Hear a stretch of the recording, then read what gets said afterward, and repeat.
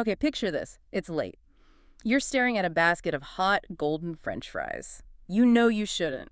You really, really know you'll regret it later. We've all been there. But there's this pull. It's not just hunger. It feels, I don't know, almost primal, like Gollum from Lord of the Rings looking at the ring. It's my precious. That's a very dramatic way to put it. But it's also biologically spot on, except the precious isn't the potato. It's the little white crystals sprinkled all over it. Sodium chloride, table salt. The single most studied ingredient in our entire diet, and yet somehow it's still the most confusing. It really is. I mean, you have this massive scientific civil war going on. One camp is screaming, salt is life. The other is screaming, it's the white death. And for decades, the public health message has been so one note. It raises your blood pressure. Exactly. Salt raises blood pressure. Which, let's be honest, is so easy to ignore. It feels like a problem for future me, you know, not right now me who wants fries. And that's the real danger. So our mission today is to decode the new exhaustive literature survey on the effects of salt, which just came out in 2025, and some other key papers. Because the real story, the scary story, isn't about blood pressure. It's about how salt is rewiring your brain, confusing your immune system. And literally stripping away the protective shields inside your blood vessels. So welcome to the Deep Dive Lab. Today we're asking, is salt the villain we think it is, or have we misunderstood it? And why, on a biological level, does my brain want it so badly? Well, let's start right there. With that craving, why does that fast food taste so ridiculously good? It feels like it's hacking my system, like it's a trick. Because it is a trick. People talk about the bliss point, but the actual mechanism is, well, it's more dubious. Salt's main job, in terms of flavor, isn't just to add saltiness. Okay. Its primary function is to suppress bitterness. Wait, what? It suppresses bitterness, so it's just masking the taste of cheap ingredients. That's the industrial food secret right there. When you process food, when you strip it down and add preservatives, it tends to taste bitter or kind of metallic. Salt just knocks those bitter notes flat. And once that bitterness is gone, all the other flavors like sweetness and umami, they can suddenly pop. It rounds everything out. So without salt, that burger doesn't just taste bland, it actually tastes bad. It would taste like cardboard and chemicals. Salt is the force in the flavor galaxy. It binds it all together. But the craving, it feels deeper than just flavor. It feels like a survival instinct. And that's the evolutionary biology kicking in. For almost all of human history, sodium was incredibly scarce. We were like, those terrestrial herbivores who travel miles to find a salt lick. Ah, right. Our brains have these specialized neurons in the brainstem that are designed to just scream for salt because for millions of years, finding it was the difference between life and death. So we're running modern 2025 software on hardware that's basically from the Pleistocene era. My brain sees a French fry and thinks, salt lick, survive, even though I'm just in a drive-thru. Precisely. And that mismatch is what the food industry exploits with something called the ratchet effect. The ratchet effect. It's a sensory arms race. The more salt you eat, the more your taste buds kind of get numb to it. They downregulate their sensitivity. So you build a tolerance, like a drug. You need a bigger and bigger hit to get that same feeling. Exactly. And the industry knows that. Yeah. So they keep ratcheting up the levels to make sure you keep pressing that dopamine button in your brain. Okay, but let me play devil's advocate for a second. We do need it, right? I mean, if I cut out all salt, I'd die, wouldn't I? Oh, absolutely. You would. We are literally electric machines. Sodium is the key ingredient for action potentials. The electrical signals that run down your nerves. Yeah. Without sodium, you're like Iron Man without his arc reactor. The power grid just goes down. Muscles wouldn't work, brain wouldn't fire. Total system failure. You'd have seizures, fall into a coma. But here's the Goldilocks problem. To keep the lights on, your body needs maybe 500 milligrams a day. 500. And how much are most of us actually eating? The modern average is over 3 to 4 grams. So that's 3,000 to 4,000 milligrams. We're not just filling the tank, we're flooding the entire engine. We are absolutely flooding the engine. Okay, so we all know the blood pressure story. But this new 2025 literature survey, it suggests something way creepier is going on, something silent. This is the big shift in the science. We used to think salt was only bad because it raised blood pressure. The new evidence shows it causes direct structural damage, completely independent of blood pressure. Whoa, hold on. So you're saying even my blood pressure is perfect, 120/80, the salt could still be, rotting the foundations of the house? Let's start with the heart itself. High salt intake is directly linked to something called left ventricular hypertrophy, LVH. LVH, isn't that when the heart gets too thick from being overworked by high blood pressure? Like it's lifting weights it can't handle? That's the usual cause, yes. But the data now shows that high sodium levels trigger this thickening directly. The sodium itself is a signal to the muscle wall of the heart's main pumping chamber to get thicker and stiffer. So my heart is getting all muscle-bound and inflexible, even if the pressure gauge on the wall reads normal. Exactly. And the damage actually starts even deeper than that, inside the blood vessels, with something called the endothelial glycocalyx. Okay, that's a mouthful. Break that down for me.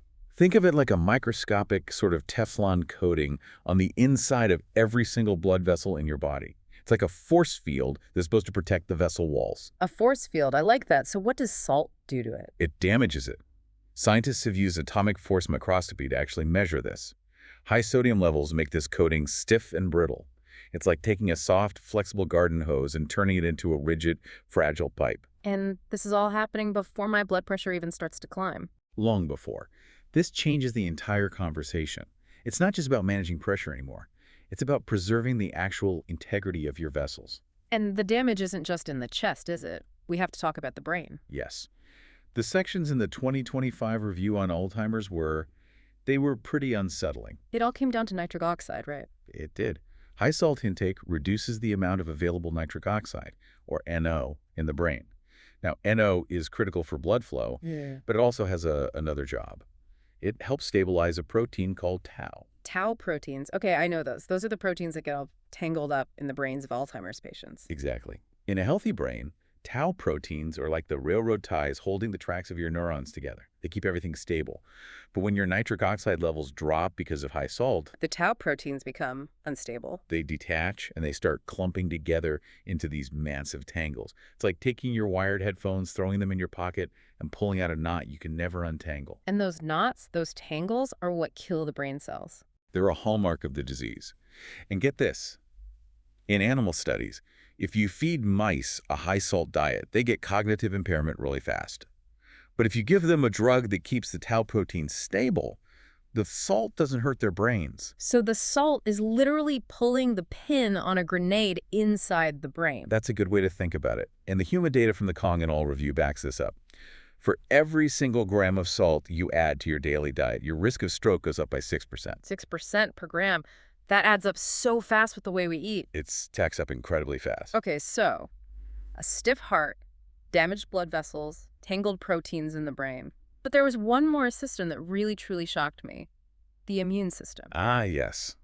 The Civil War. I just never thought about salts and immunity. I figured it was, neutral. The very, very active player. A high-salt environment drives the production of a very specific type of immune cell. They're called Th17 cells. Th17, those are inflammatory cells, right? They're the shock troops of your immune system. You want them around when you have an infection.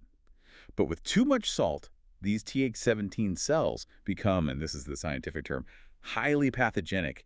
They get really aggressive. Which is great if you're fighting off the flu. But it's a disaster if you're not. When there's no real enemy to fight, these super aggressive Th17 cells start picking fights with your own body. This is a huge reason we're seeing strong links between high salt intake and autoimmune diseases like multiple sclerosis. So we're basically arming a militia inside our own bloodstream and then acting surprised when a civil war breaks out. That is the perfect analogy. And it gets worse. Because while salt is revving up this autoimmune response, it's also helping the enemy in other areas, specifically cancer. The Warburg effect. You did your homework. Yeah. So cancer cells have this weird metabolism where they just guzzle glucose to grow. That's the Warburg effect. It turns out a high salt environment helps them do that even faster. It upregulates their glucose consumption. So you're basically running a supply line directly to the tumor. You're creating this pro-inflammatory environment where tumors just thrive. You're giving the bad guys unlimited resources. Wow. Okay. I am now officially looking at my salt shaker with deep, deep suspicion. But this is where I always get confused, and I think a lot of our listeners do too. I see the headlines, the ones that say, actually low-salt diets are dangerous. Ah, yes. The J-curve controversy. Welcome to the biggest scientific drama of the last decade. The J-curve. So the idea that risk is high if you eat way too much salt, but it's also high if you eat too little. That whole idea comes almost entirely from one place, the PRE study. It made a huge splash back in 2018, arguing that unless you're eating just a massive amount of salt, Cutting back doesn't help and might even be harmful. But the PRE study was enormous, right? I mean, these are top researchers. You're telling me they just, what, got it wrong? It's not that they forgot how to do science. It's that they used a really flawed measurement tool. They used spot urine tests. Which means Yeah, they just took one sample. one sample, a single snapshot in time. And from that one data point, they tried to estimate a person's average salt intake over years. But is that really enough to throw off the results that badly? It's wildly inaccurate. Think about it. It's like trying to judge a marathon runner's average speed by taking a single photograph of them while they're stopped to tie their shoe. You'd conclude that they never move. You'd say, running is bad, you just stand still in the middle of the road. And you'd be completely wrong. When you look at the gold standard studies like the TOHP study, the Trials of Hypertension Prevention, they did it the hard way. They used multiple full 24-hour urine collections. I measured everything. Everything. And when they did that, the J-curve just vanished. It completely disappeared. So the whole low salt is dangerous idea is basically a statistical ghost created by bad data. For heart disease and stroke, yes. The real relationship is linear. The lower your salt intake, the lower your risk, all the way down to pretty low levels. But what about hyponatremia? That's a real thing, right? People dying from dangerously low sodium. It is absolutely real, but the context is everything. Yeah. There was a fantastic paper by Chawla et al. That clarified this. When doctors see someone in the hospital dying with low sodium, the low sodium usually isn't the killer. It's a symptom. A symptom of what? Of something else catastrophic. Sepsis, massive heart failure, liver failure. These people aren't dying because they skipped the salt on their eggs that morning. They have low sodium because their entire body is shutting down. That is a critical distinction. So unless I'm like running an ultramarathon in Death Valley and only drinking distilled water, I really don't need to worry about not getting enough salt. Not at all. Your kidneys are geniuses at holding on to salt when you need it. They are much, much worse at getting rid of a massive excess. And speaking of kidneys, they're the ones cleaning up this whole mess, aren't they? They're paying the price. And salt acts like a thief in the kidneys. To flush out all that extra sodium, your kidneys have to grab calcium and flush it out too. It's collateral damage. And that calcium has to come from somewhere. From your bones. It's a major, underappreciated driver of osteoporosis. And all that extra calcium in your urine. That's what kidney stones are made of. So salt is literally dissolving my skeleton to make its escape. That's a grim but not an accurate way to put it. Okay, let's try to synthesize all of this. For the listener who is now looking at their lunch with pure terror, let's boil it down. Let's simplify. Point 1, the taste trap. We're hardwired to love this stuff, but that ancient programming is being hijacked to make ultra-processed food taste good. Correct. And remember, 75 to 80% of the salt you eat doesn't come from your shaker. It's already in the bread, the sauce, the soup, the frozen meal. It comes from the factory. Right. Point 2, the silent saboteur. It is not just about a number on a blood pressure cuff. It's causing real structural damage. Stiffening the heart muscle, tearing down that glycocalyx force field in your vessels, and destabilizing the tau proteins in your brain. And point 3, the verdict. That J-curve, the idea that a little less salt is bad for you, it's almost certainly a statistical illusion. The best science we have says a moderate reduction is the safest bet. We're not saying eat zero salt. We're saying aim for that 2 to 2.3 gram range. Which in the real world just means cutting way back on the ultra-processed junk. That's it. If you cook your own food from scratch, you can salt it so it tastes good, and you will almost never reach the dangerous levels that are hiding in a single fast food meal. So it's the hidden enemy. We shouldn't be afraid of the salt shaker on the table. We should be afraid of the box the food came in. That is the big picture takeaway. The mission is to recalibrate our taste buds. And the good news is, it works in reverse. If you cut your salt intake for just a few winks, your taste buds become more sensitive again. You can reset the Michelle. You absolutely can. Suddenly, that fast food fry tastes overwhelmingly salty, and a fresh tomato tastes incredibly sweet and complex. I love that. All right, listener, there's your mission. Reset the sensors. And if you enjoyed this deep dive into the crystal of life and death, make sure you subscribe to the Deep Dive Lab. We have plenty more coming. But before we sign off, I've got one last thought for you to chew on. We talked about how salt creates those hyper-aggressive Th17 immune cells, right? Arming them for a fight. It just makes you wonder. We are seeing these completely historic, skyrocketing rates of autoimmune disease, allergies, chronic inflammation. If salt is one of the key triggers that turns our own defense system against us, Hmm. are we, as a society, slowly pickling ourselves into a state of constant internal war? That is the multi-billion-dollar question, isn't it? Something to think about. We'll see you next time in the deep dive.